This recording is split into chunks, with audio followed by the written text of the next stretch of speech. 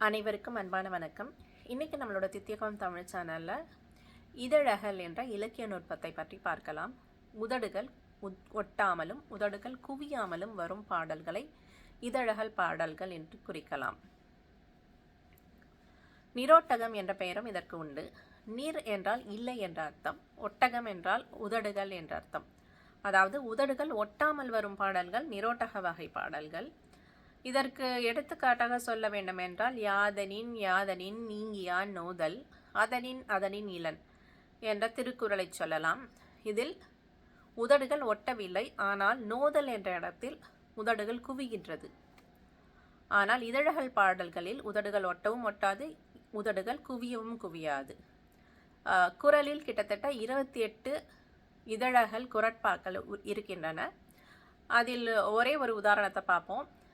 எய்தற்கரிய தியைந்த கால நிலையே செய்தற்கரிய செயல் என்ற குறட்பாவில் உதடுகள் ஒட்டவும் இல்லை, உதடுகள் குவியவும் இல்லை. சரி, இலக்கியத்தில் மட்டும்தான் இந்த வகை பாடல்கள் இருக்கின்றதா அப்படின்னா இல்லை.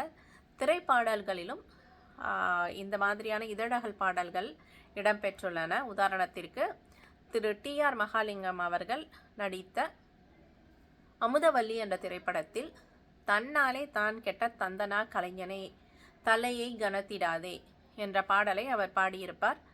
அதில் அவர் தன்னுடைய உதடுகளுக்கு இடையே ஒரு ஊசியை வைத்தவாறு பாடுவார்.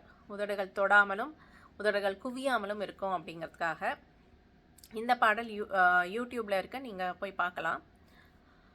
உ உ ஒ ஓ ஔ என்ற 5 உயிரெழுத்துக்களும், இப் இம் இவ் என்ற 3 மெய் எழுத்துக்களும், இந்த உயிரெழுத்துக்களும் மெய்யெழுத்துக்களும் மற்ற எழுத்துக்களுடன் கலப்பதால் பிறக்கும் உயிர்மெய் எழுத்துக்கள் ஆக மொத்தம் 119 எழுத்துக்கள் பயின்று வரும் பாடல்களை தவிர மீதி இருக்கும் பாடல்கள் அனைத்திலும் இதழகல் வகையை சார்ந்த பாடல்களாக வரும்.